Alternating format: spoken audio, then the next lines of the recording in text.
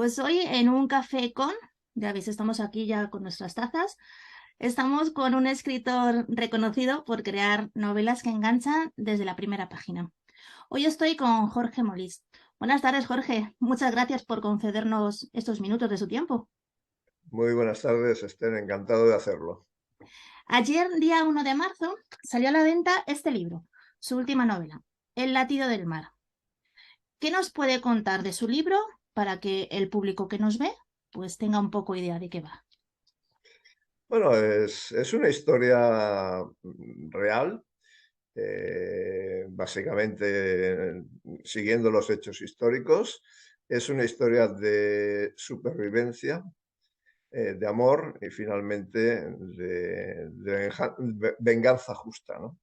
Entonces, bueno, la historia empieza cuando el padre del niño, de Roger, que es el protagonista, muere en batalla y su esposa Blanca lo pierde todo. No solo le pierde a él, sino pierde todo lo que tiene al ser derrotada y no se puede unir a su familia cuando huye de la ciudad.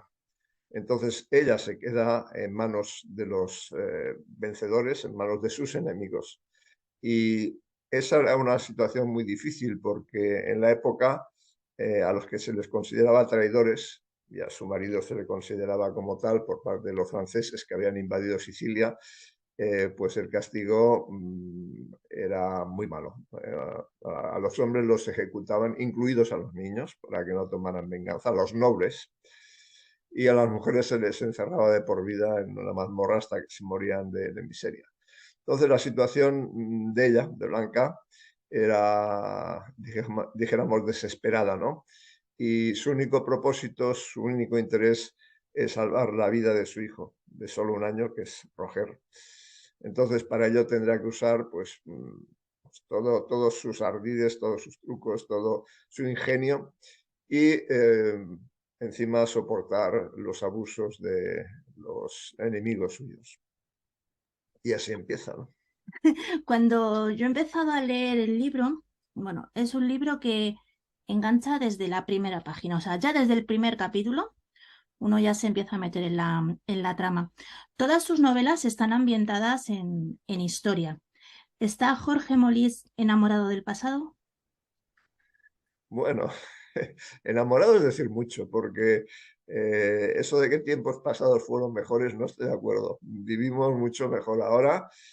Vivimos así, una persona humilde hoy vive mejor que los reyes que se morían de frío en los castillos en invierno y que podían morirse de verdad de enfermedades en cualquier momento, ¿no? Y eso de tener una ducha de agua caliente, pues es un gran invento, ¿no? Eh, sí, pero sí me gusta investigar en el pasado porque creo que en el pasado podemos aprender muchas cosas. Y es más, me gusta buscar en nuestro pasado glorioso. Y ese es uno el caso de El latido del mar, ¿no? Me gusta profundizar en la época en que España estaba surgiendo en sí y que, bueno, recordar las grandes cosas que hicimos en este momento.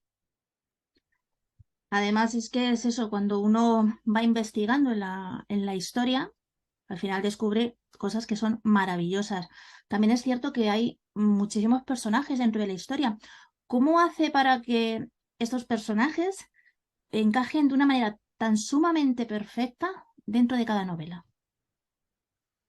Bueno, hay los personajes históricos, que es obligatorio que estén ahí, y luego hay otros personajes que son necesarios para construir la historia. O sea, en el caso del Latido del Mar, pues hay 5 o 6 personajes que existieron realmente, y claro, los cronistas solo ponían los personajes más relevantes, no ponían los de segundo orden, ¿no?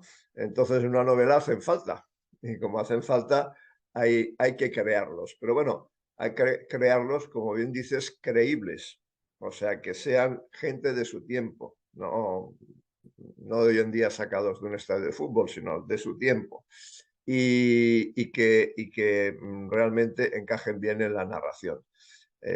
Yo creo que estoy contento con El latido del mar porque creo que todos encajan Bueno, los hay que tienen que estar ahí, los hay que también tienen que estar ahí aunque no los traigan las crónicas, y entre unos y otros componen la novela. Además que sí, cada personaje al final es indispensable para que tanto la historia como luego la novela en sí tengan la trama perfecta y atraiga a todos los lectores. ¿Qué es lo que le atrajo en especial de este momento histórico del que habla la novela? Bueno, en el Senado tenemos un cuadro espectacular, que es la entrada en el Imperio Bizantino, o el regreso en ese caso de Roger de Flor. Y te da muchas pistas el cuadro este, porque tienes en el lado derecho a los representantes del Imperio Bizantino, y este lado es luminoso, se les nota ricos, se les nota cultos. Y en el lado izquierdo tienes a los nuestros, a los españoles, que llegaban como guerreros feroces, ¿no? Entonces, puedes ver en la derecha la decadencia del imperio, puedes ver en la izquierda la fuerza de una nación emergente, ¿no? Entonces, esa combinación llama mucho la atención. El emperador, una persona anciana sentada en su trono, inclina la cabeza frente a Roger de Flor, que simplemente saluda sacándose el gorro. Y ahí, sin saludar, están los famosos almogávares, las tropas de pie españolas, que, bueno, que causaron asombro y pánico en el Mediterráneo en su momento. Entonces creo que ese es un momento glorioso, porque además esos almogávares fueron los responsables de que en España tuviéramos durante casi un siglo, 77 años, era nuestra, Atenas, la capital de Grecia, y amplios territorios ahí en el Peloponeso. Y bueno, yo creo que es un momento brillante. Entonces, de este personaje en concreto, pues se sabe de sus épocas de gloria. Y se sabe poco, en cambio, de su niñez. Y eso nos lo da un cronista, Ramón Muntaner, que fue el cronista de los almogávares, que estuvo en las batallas con Roger de Flor, lo describe muy bien. Y también cuenta unos cuantos datos fundamentales de su niñez. Y uno de ellos es el padre muriendo en la guerra. El otro es la madre saliendo adelante como pudo y la miseria en que vivían. Entonces, siguiendo el orden de la novela, hemos dejado a Blanca, que está tratando de defender como puede la vida de su hijo, y es una cosa bien difícil, ¿no? Que está en la miseria. Entonces el niño, huyendo de esa miseria, huyendo del hambre, eh, trata de todas formas de entrar en una nave, porque él ve en el mar como un ser vivo. Él ve que late el corazón del mar y que se acompasa con su propio corazón. Por eso es el latido del mar el título de la novela. Entonces, al fin consigue que le acepten de grumete muy pequeño en una galera. Y las galeras eran naves terribles, eran naves muy duras y peligrosas para sus tripulantes, porque un golpe de mar tenía las bordas muy bajas, como podemos ver en la portada de la novela, tenían las bordas bajas para que llegaran los remos al mar, tenían velas bien, entonces solo podían navegar de mitad de primavera a mitad de otoño, porque un golpe de mar las hundía. Además, aquí delante de Mallorca, en esa misma época, una tempestad se tragó a 5, con 300, 400 hombres cada uno. Entonces, era muy arriesgado por ese lado. Era también arriesgado para un niño, para un niño, porque no había espacio donde moverse, menos de metro cuadrado por hombre, y vamos, sus trabajos eran trabajo de limpieza, trabajo de servir, de ayudar en lo que podía, y bueno, no dejaba de estar en peligro con una tripulación de tantos hombres que no veían una mujer en meses, ¿no? Para un niño era una situación complicada, pocos sobrevivían, pero él lo hizo, sobre todo porque le guiaba un propósito, le guiaba un ideal. No era solo escapar de la miseria. Él lo que quería era encontrar a la familia perdida de su madre, que por eso se había quedado sola en Brindisi, y buscar la libertad también en el mar la libertad de su madre. Y finalmente, pues también quería justicia de la forma que él la veía, y eso se llama venganza. Una de las cosas que a mí más me ha llamado la atención del libro es precisamente eso, la valentía de Roger de Flor. O sea, es una cosa increíble. ¿Por qué cree que la historia de este personaje merecía conocerse?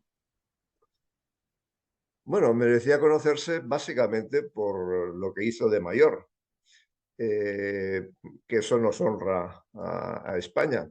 Pero también merecía conocerse lo que hizo de pequeño, porque es una historia de superación. Es una historia de estar abajo del todo, es una historia de que no, aunque tus padres sean nobles, no te reconocen la nobleza, eres un golfillo del puerto que va mendigando comida. Esa era su situación. Y llegó a ser César, nombrar César del Imperio Bizantino. Cuidadito. Y con sus tropas españolas infligir unas derrotas históricas a los turcos en minoría de hombres, que los llevó fuera de lo que hoy en día es Turquía, que estaban avanzando sobre el Imperio Bizantino. Entonces, creo que merece la pena hablar de él porque es una muestra del esplendor que tuvo España en el Mediterráneo. Nosotros tuvimos un imperio antes en el Mediterráneo, que no en Flandes, que no en América. Y ese imperio empezó con la corona de Aragón, siguió con los reyes católicos y siguió con el imperio español, y prueba de ello es la batalla de Lepanto, ¿no? O sea, dominábamos la parte occidental del mar Mediterráneo. O sea, teníamos la mitad sur de Italia, incluyendo Sicilia, Nápoles, teníamos Malta, teníamos la isla de Cerdeña, que es más grande incluso que la de Sicilia, y teníamos distintos lugares y territorios en el norte de África. O sea, nosotros tuvimos el imperio ahí. Y se lo quitamos, que conste que se lo quitamos a los franceses. Que conste eso, porque ahí aparece parte de ello. Y lo quitamos se lo quitamos a los franceses cuando en el tiempo que yo estoy hablando eran mucho más potentes que la corona de Aragón, de 10-1. Y bueno, aquello tuvo mucho mérito. No, obviamente los sicilianos están con nosotros, porque fuimos ahí como liberadores, libertadores de los sicilianos. Y bueno, y ahí se quedó Sicilia con la corona de Aragón. Es más, los reyes católicos, es una cosa que no se sabe, fueron antes reyes de Sicilia que reyes de Castilla, que reyes de Aragón, que reyes de Valencia. ¿eh? Esa es una curiosidad ignorada, pero así era de importante. El Mediterráneo era el centro del mundo. Y dominar parte del centro del mundo, bueno, todo el Mediterráneo solo lo dominaron los romanos, pero nosotros dominamos la mitad. La verdad es que cuando uno empieza a ahondar en lo que es la historia, encuentra verdaderos tesoros. Personajes que, pues a lo mejor no había conocido. Yo reconozco que antes de empezar a leer el libro no había oído hablar nunca de Roger de Flor. Cuando empecé a leerlo, busqué sobre él en internet para ver quién había sido, qué es lo que había hecho. Me pareció un personaje muy interesante y fue, ya le digo, a raíz de leer este libro del que yo lo descubrí y me pareció una persona increíble. También en el libro hemos hablado acerca de Blanca. Es uno de los personajes importantes del libro. Es una mujer que, como hemos dicho, sufre abusos y ella lucha por la supervivencia de sus hijos. La situación que vivió Blanca, sus vivencias, podríamos trasladarla en cierta forma a lo que actualmente viven muchas mujeres. Bueno, yo creo que la diferencia es abismal, porque hoy por hoy hay abusos y desde luego hay que erradicarlos, pero en aquel momento eran, como quien dice, abusos legales. O sea, los vencedores podían hacer lo que quisieran. ¿eh? Hoy, gracias a Dios, ya no es así. Hoy se castiga. ¿eh? Entonces, pero bueno, si comparamos los salvajes que eran aquellos tiempos y comparamos los civilizados que estamos hoy en día, pues bueno, se puede establecer un paralelismo, porque hoy no se quema a nadie en las hogueras, ¿no? Entonces sí, Quiero decir bueno, en paralelo sería casi lo mismo si lo situamos tiempo a tiempo, ¿no? Pero en aquel momento podían hacer de Blanca lo que quisieran. Esa es la realidad. Y es por eso que ella precisó de una habilidad, aparte de resistencia, de una habilidad y de un ingenio muy particular para lograr sobrevivir, sobre todo que sobreviviera su hijo. Y la verdad es que igualmente que Roger, Blanca fue una mujer muy, muy valiente, porque evidentemente los tiempos aquellos no eran como lo que vivimos ahora. Ahora dentro de las circunstancias las cosas son mucho, muchísimo más fáciles. Entonces también es una persona muy, muy valiente con la que también podemos sacar muchísimo aprendizaje en este libro. Viendo de lo que Sí, va sí, el son libro, comentarios sobre eso. sí, La cuestión es que ella no se creía ni valiente ni se creía decidida, pero puestos en las circunstancias, puestos en la necesidad de salvar la vida de su hijo, sacó todo aquello que tenía en su interior. Eso es parte del personaje, ¿no? claro, y yo creo que es pues como ahora, como lo que decíamos, muchas madres, ¿verdad?, que hacen lo que sea por sus hijos. Pues Así igual es. que ellas son unas valientes, Blanca, aunque ella no se lo creyera, nosotros desde la perspectiva que lo vemos, vemos que fue una mujer valiente. Desde Viendo luego. de lo que va el libro, los personajes, toda la trama, ¿a qué tipo de público cree que le podría atraer más leerlo? Hombre, yo creo que a todo el mundo, porque vamos a ver, los sentimientos es algo universal. Cierto que hay mucha historia, pero es una historia que está metida dentro del relato, o sea que son indisolubles, ¿no? Entonces sí que he estudiado toda la época, sí que pongo la mano en el fuego por lo que he escrito ahí, pero para mí es mucho más importante el sentimiento. O sea, es una historia de supervivencia y de amor, para empezar. Luego vendrá la superación y la venganza, ¿no? Pero para empezar es de supervivencia y de amor. Entonces, yo he construido los personajes tratándolos de hacer totalmente reales, totalmente creíbles. Y lo que pretendo es que el lector se enganche desde las primeras páginas y que sienta como los personajes, ¿no? Que a veces tenga una sonrisa en la boca, que a veces una lágrima en los ojos y que termine la novela y diga, caramba, me lo he pasado muy bien y siento que he aprendido un montón, lamento que la novela termine. Pero eso se consigue a través del corazón, más que la mente, a través del corazón. Y es ahí donde el latido del mar quiere ir. Además es que cuando uno empieza a leer el libro, se va enganchando desde la primera página, cuando empieza a ver lo que va sintiendo Blanca, cuando pierde a su esposo, lo que ahora Roger va sintiendo cuando se tiene que meter en ese barco, empieza uno a interiorizarlo. Pero también cuando acaba el libro, termina echando de menos a sus personajes. Y ahí está el sentimiento del libro. Yo, por mi parte, es un libro que recomiendo muchísimo. Se tenga la edad que se tenga, es un libro con el que se puede aprender, con el que se puede conocer historia, pero además también tener muchísimo sentimiento. ¿Qué le diría a aquellos que nos ven para animarles a leer el libro? Bueno, les tendría que decir que es una historia que ocurrió, a lo mejor no todos los detalles, porque obviamente los cronistas no lo cuentan así, pero los detalles que no los trae el cronista pudieron haber ocurrido, porque digo que la documentación histórica es buena, pero por encima de eso les tengo que decir que garantizo que se lo pasarán bien, ¿eh?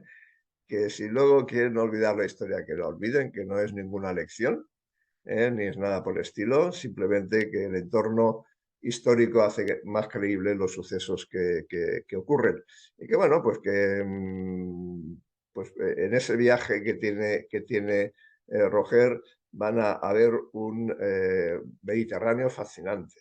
Van a ver, van a cruzar las islas, van a salir de Brindisi, que era el fin de la vía Apia en Italia, van a cruzar el Mediterráneo por las islas griegas, van a llegar a Tierra Santa, van a conocer cuál era la situación del final de las cruzadas y de los templarios en la época, que estaban en su máximo esplendor, pero ya empezaban a mostrar su decadencia y finalmente van a presenciar cómo la corona de Aragón eh, batía a Francia en la batalla mayor de galeras que hubo en la época. O sea, van a tener de todo un poco, de amor, acción, intriga, y se lo van a pasar bien. Eso es lo bueno de este libro. Conté las páginas, pero ahora la verdad es que no me acuerdo cuántas eran. Lo vamos a ver ahora mismo, porque ahora mismo, pues mire, tienen 606 páginas, tampoco son tantas. Llegamos a las 600, sí. Sí, sí, al final sí se llegó a las 600. Bueno, pero al final tienes gráficos de galeras para Sí, ilustrar, tienes mapas, sí, aquí tienes lo podemos ver. diagramas, exacto, diagramas Eso de es. batallas. Eso no cuenta como lectura, eso No, cuenta no, como ayuda a claro. la lectura. No, no, claro, por eso. Además, tampoco contamos la página de los agradecimientos, por eso lo que sería lectura propiamente dicho, sin contar la parte de los agradecimientos, tenemos esas 600 páginas. O sea que una maravilla del libro. Le damos muchísimas gracias, Jorge. Primero, gracias Gracias, por haber Esther. creado El latido del mar. Esperamos ya con muchísimas ganas la siguiente novela. Bueno, Esperamos también poder me va a presentarla costar aquí, trabajo, pero ahí estará. pero seguro que, como ha pasado con el resto, se va a superar. Eso lo tenemos más que claro. Le damos muchísimas, muchísimas gracias Muchas por habernos gracias. dedicado estos minutitos, por habernos contado sobre El latido del mar, un libro que recomendamos a todos, todos los que nos ven. Seguiremos hablando de él, lo reseñaremos en nuestra página web y muchísimas gracias por ese café que se ha tomado conmigo. Pues encantado, esa salud. Muchas gracias, un abrazo. Otro para ti.